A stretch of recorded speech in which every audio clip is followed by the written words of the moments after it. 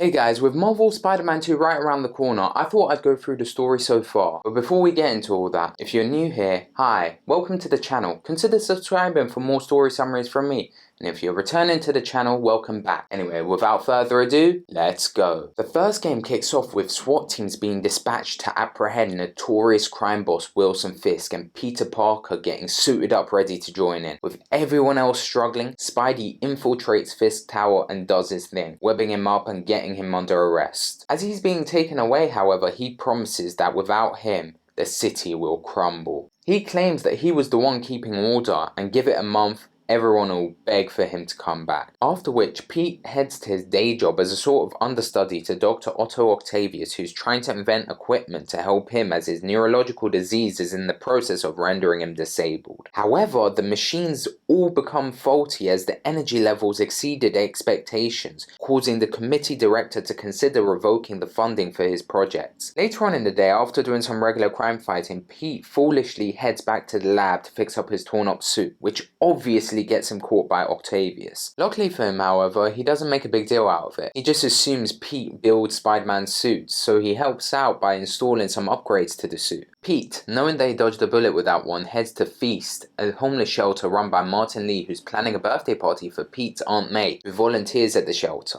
Following the celebration, Pete gets intel from his woman on the inside the NYPD, Yuri, that lets him know that there's been a disturbance at Fisk's estate sale. When he gets there, he spots a bunch of unknown masked goons looking for a file. With there being a hostage, Spidey opts to take them down stealthily when he runs into his former flame, Mary Jane Watson, who explains what's going on and why she's there. She's a reporter for the Daily Bugle, so she headed there for the scoop about the Fisk estate sale, and she tricked the worker to get in. She wasn't supposed to be there. She snuck past her to get a folder regarding something called Devil's Breath, which she stole. She needs to get it out of here, so Spider-Man takes out the masked men and freed the hostage. After that, Pete texts MJ to meet him for dinner at Mix for a catch-up, which she agrees to. They agree to be friends in spite of all the baggage that comes with why they broke up. At which point, Pete gets saved by the siren as he chases down and subdues Shocker, who refuses to reveal why he's robbing banks and wreaking havoc on the city when he's on parole. Regardless, Pete has one of those mysterious masked men's masks which he takes to Martin Lee to identify it for his reporter friend MJ, since he has an art degree. He reveals that it's a replica of an antique Chinese opera mask, and he gets quite perplexed by it. Without revealing much, he suggests that MJ looks for a different story, as she could be in some serious danger. MJ, being her rebellious self, obviously refuses when Pete tells her Lee's reaction to seeing the mask. With the funding for Otto's projects now being officially cut, Norman Osborn suggests that he can continue in a secure environment at Oscorp, which he flat out refuses. Clearly there's a lot of history there. And with lack of funding, Pete's forced into looking for another job. Anyway, Spider-Man runs into Shocker robbing yet another bank after escaping custody, so he traps him until the police get there. Spidey tells Yuri that he told him that he's being threatened to work for the masked men, now being referred to as demons, as is inscribed on the inside of their masks. Soon after, Spider-Man and an officer, Jefferson Davis, who he randomly runs into, spot the demons, further capitalizing on Fisk's lack of presence by stealing his weapons.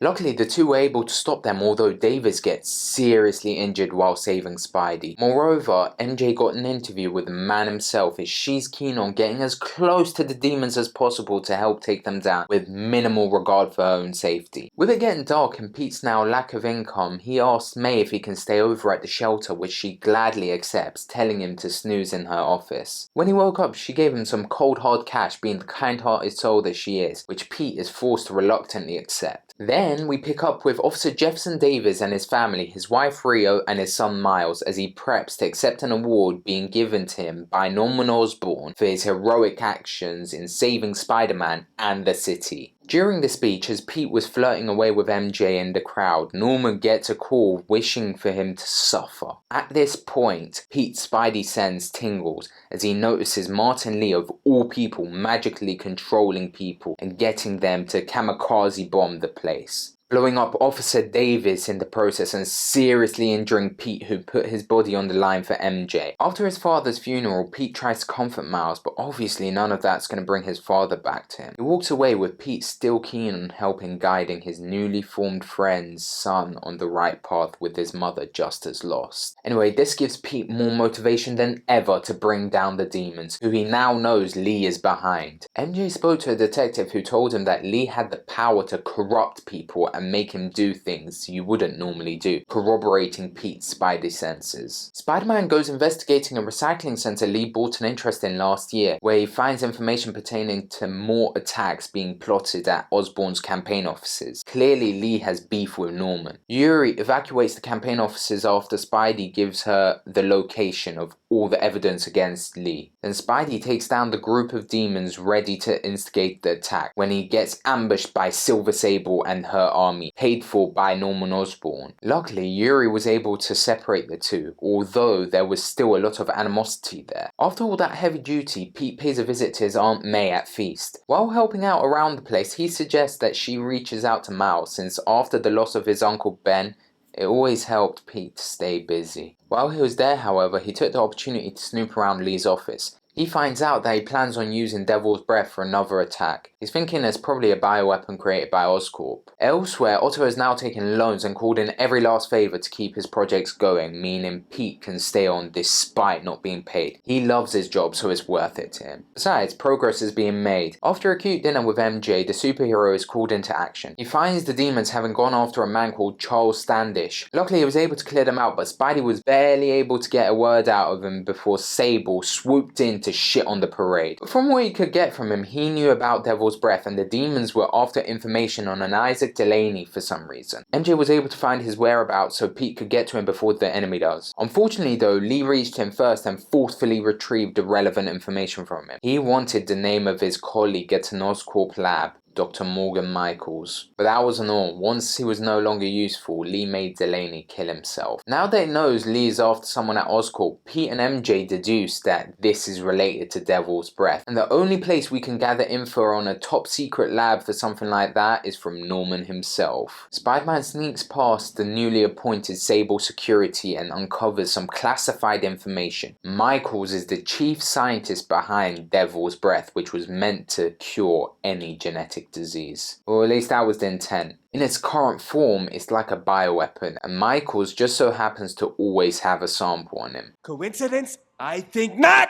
That's why Lee's after him. He quickly makes haste and goes to find Standish to find out where the guy is. But MJ was there first with a gun pointed at her by Standish. She gets info on Michaels' whereabouts, but that's when Spidey swoops in to knock Standish out unknowingly, having suspected it was a Sable soldier. As you can imagine, MJ gives him a bollocking for this, saying that she's not made of glass and that this is the very reason they broke up in the first place. Which is stupid because she, without Spidey powers, snuck into an armed military camp alone. But that's by the by, he learns from her that Sable has Michaels but he's being moved soon. Before he intercepts this social call, Pete pops by Otto's lab and is delighted to see the significant process on the mechanical arms, and they agree to continue working together in spite of all the troubles they're already facing. However, when looking around the place, Pete found some damning evidence that showed that Otto will soon be losing control of his motor functions due to his disease, and if they're not careful, the implant for the arms could worsen the situation. After getting a text from Aunt May, Pete heads towards Feast where Miles is heading to. But the kid's getting mugged by a bunch of thugs. Luckily, Spidey can step in to save the day. He gives Miles some pointers on how to defend himself before heading out.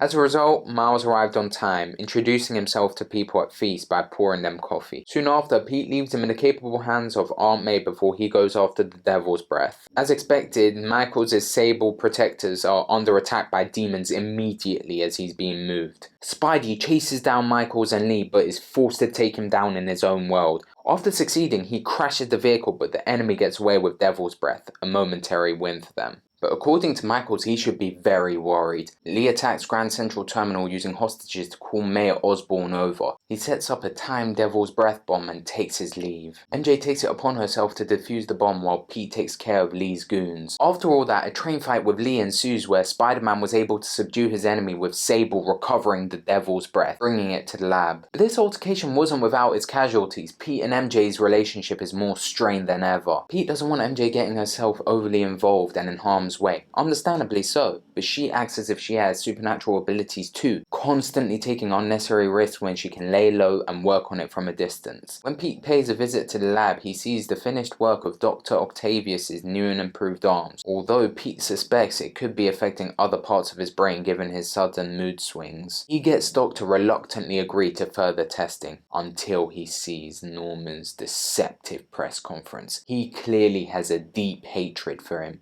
just like Lee. Since the whole Lee fiasco, both Aunt May and Miles have been voluntarily pulling extra weight at Feast. After all, what Lee did had nothing to do with the homeless. They shouldn't have to suffer for his mistakes, they've already got enough to deal with. While Pete was at Feast getting some solid relationship advice from May, the Devil's Breath gets snatched from under Sable's grasp, but for the moment there's bigger fish to fry. All hell's breaking loose at Riker's prison. Spidey subdues as many inmates as he can before confronting his villainous counterparts and the one that set them free.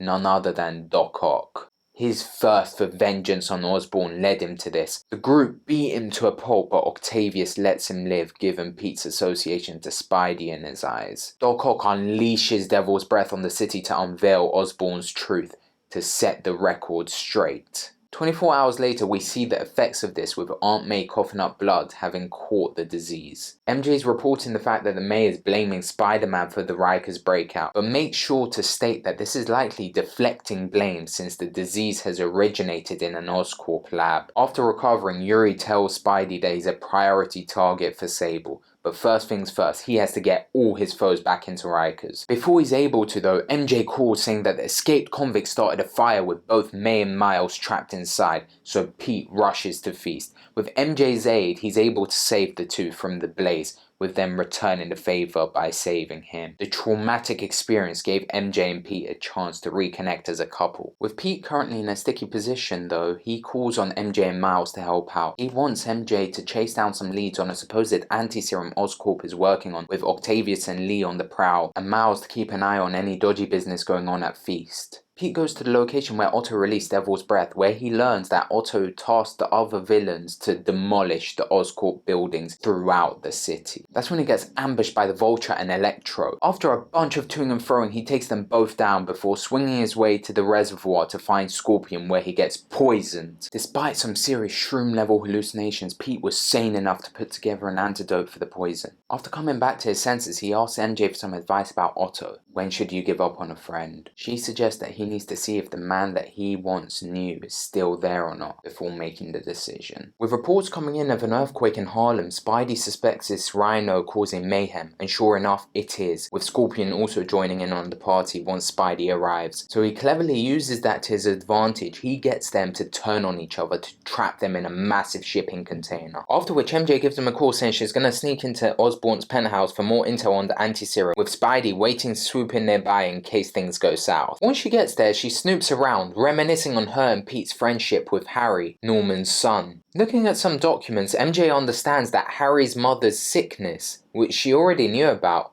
was genetic, making her wonder whether Harry's been tested. But after listening to a tape recording, she learns that he had the same illness and that he was in fact sent to Europe for treatment. It makes her really sad that Harry couldn't tell them about his condition, but that's by the by, she's there for a reason. She gets into a code-locked room, which is some sort of biotech lab, where she learns of Norman's inner thoughts. That Devil's Breath was meant to be a cure for all sorts of genetic disorders, not a disease, and that with more research he's certain it could be perfected. He's so persistent because his family's fate rests on its shoulders. MJ learns that the secret biotech lab for Devil's Breath, codenamed GR27, is located in Oscorp's record department. Through her meddling, she also gets to the bottom of Octavius and Lee's motivations. Norman and Otto used to work together at Oscorp. Together they were trialing Devil's Breath on Lee as a child. In doing so, it led to Lee unintentionally unintentionally murdering his own parents. Following the tragic incident, Osborn's insistence on continuing these frivolous escapades clearly led to Otto's resignation from the company and resentment towards him. While there, she also learns of other research he's doing using spiders. Either he's trying to reverse engineer Peter's abilities or make a Spider-Man of his own. And while waiting for the evidence against Osborn to be downloaded onto a USB, MJ accidentally breaks one of those glass boxes containing spiders, alerting the Sable soldiers. Therefore, she rushes out of there, but not without one of the spiders getting a free ride on her. She makes her way past the guards to get to the balcony where Pete swings by to save the day when she jumps off. After telling him all that she knows, Pete starts blaming himself, which is when MJ assures him that he has her full, undivided support. He heads off to get the cure from Norman's grasp while MJ and Miles look after Feast. When he arrives there, however, the demons and Lee already have Norman in custody and are on the search for Devil's Breath. Silver Sable has a change of heart and joins the party to help dispatch some of the demons, while Pete goes to find and secure Osborn,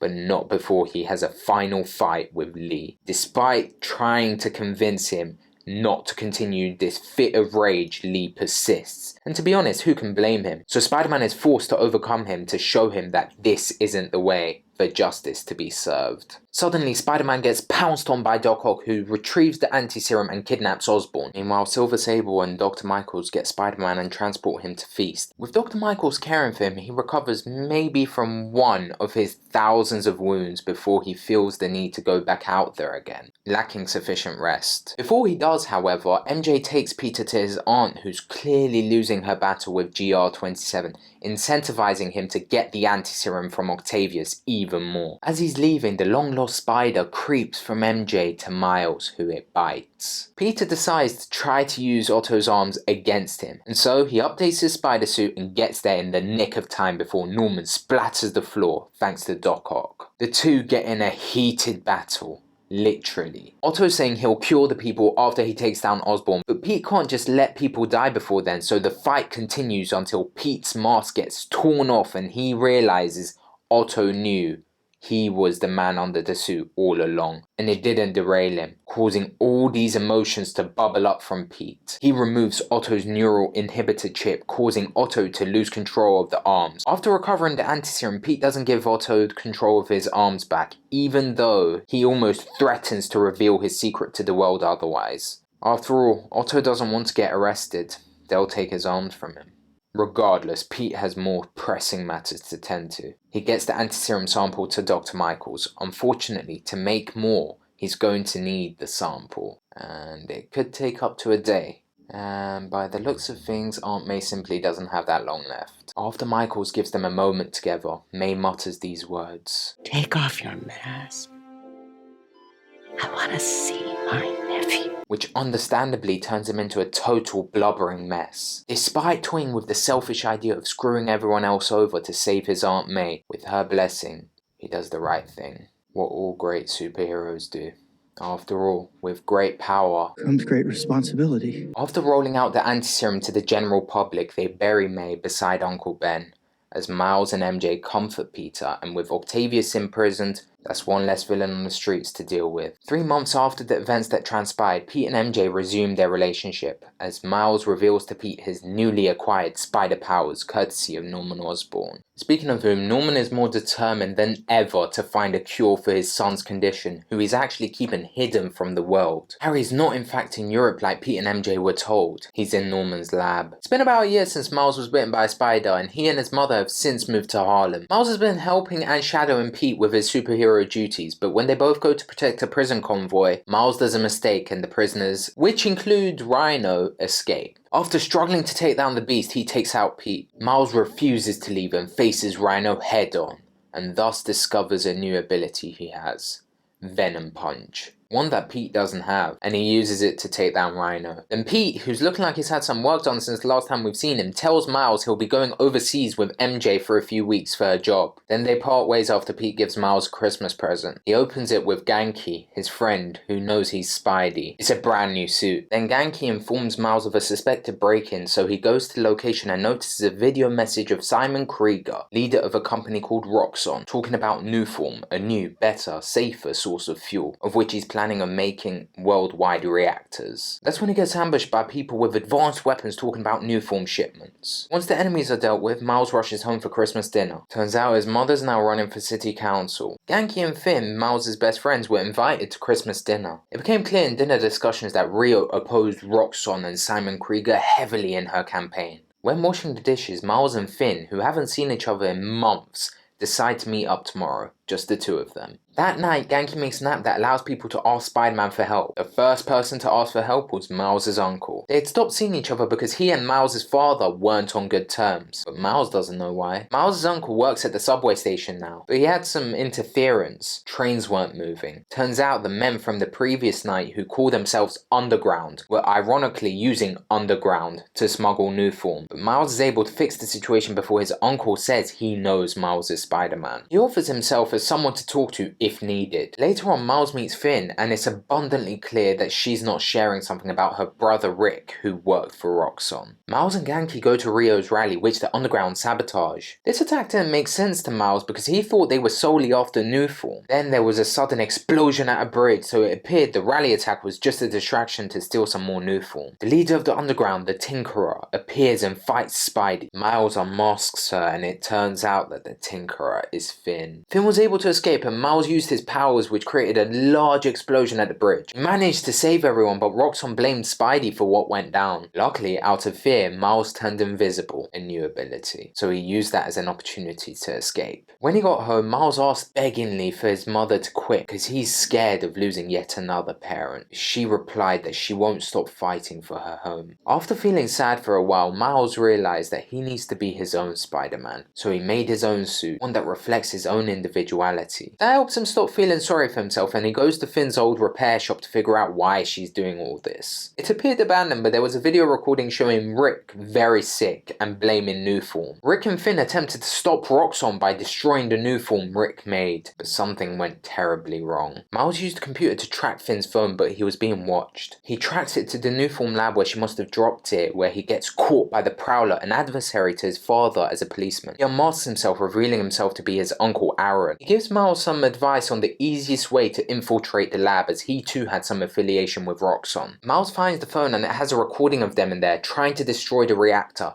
but Krieger found out, and Finn watched as her brother was brutally murdered trying to protect the city. Miles wants to finish what they started. He absorbs all of the energy from the reactor core, but he has to release it in the form of an explosion. So with the help of Uncle Aaron, Miles makes it out of the lab, but then he tells him that Miles' dad actually cut him out of his life when he told him he was the Prowler, to showcase to Miles why he shouldn't tell Finn that he's Spidey even though he wants to. He thinks Miles should act like he wants to join Underground so he can steal the Nuform off her and destroy it, as it's clear that she doesn't have the same intentions she once did. So Miles meets Finn at a cafe, and he was able to play her and got invited to join Underground. Through conversations, it became clear that Finn and Underground formed a deal, but they weren't the same thing.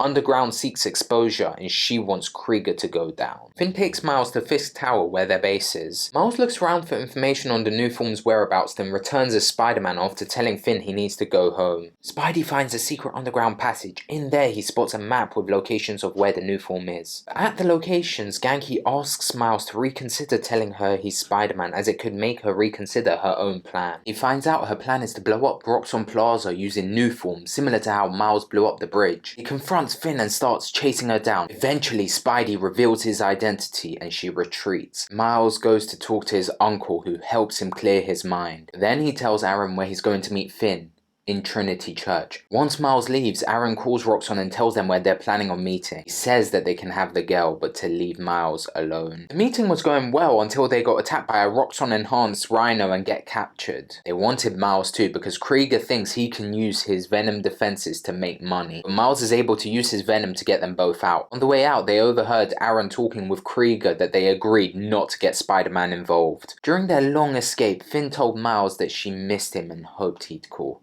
especially after Rick's death. But then Rhino appeared, so they worked together to take him down. When Miles went to Krieger's lab to collect info that can show Roxxon for what they truly are, he saw Krieger improve the reactor core. So if Finn actually goes ahead with her plan, she would blow up the whole of Harlem as a result. Meanwhile, Rhino mocks Finn about her brother, so she rightfully attacks him. Miles senses it and responds by attacking her, as Spidey doesn't condone killing. But she clobbers Miles and warns him if he ever gets in her way again, she'll kill him. Miles makes his way home injured and his mom sees him as Spider-Man. He explains everything to her and they have a beautiful heart-to-heart about how Miles reminds her more of his dad every day. Rio and Genki go door to door to evacuate the people of Harlem while Miles goes to stop Finn from blowing up Roxxon Plaza as there likely could be casualties. On his way there, he gets ambushed by his uncle who locked him up in a cell to protect him. He wants Finn and Roxxon to kill each other so his nephew could be safe. But Miles isn't the type to stand by and watch this happen, so he broke out and beat up his uncle. He left him alive but told him that they are done for good and he can't turn his back on the people that need him. Immediately after, he goes to Oscorp Science Center that's closed for renovations. That's where Finn is. He defeats the underground security outside and makes his way in. When he enters, he has a flashback of his and Finn's science project going up on display in this exhibit in this very building back in middle school. Suddenly, Miles gets attacked by Finn. She takes the new form and leaves to Harlem to destroy the reactor. He follows her there and Genki calls Miles to tell him that he's got a dozen people to safety. At Harlem, there are both underground and Roxxon soldiers, so Spidey takes them down to make it safe for the people on the street. Finn started destroying the plaza when Uncle Aaron appears out of nowhere, telling Miles that he'll get everyone to safety so Miles can confront his best friend. Miles tells her that destroying Roxxon Plaza would destroy Harlem too, but she's having none of it. She thinks he's lying to her again. They continue fighting while the reactor core is getting more and more critical. Even after Miles tells her Rick wouldn't want to see her like this, she refuses to see reason. But after she actually sees what's happening to the reactor core, she's visibly very remorseful. The ledge she's on collapses and as Miles swoops down to save her, she apologizes.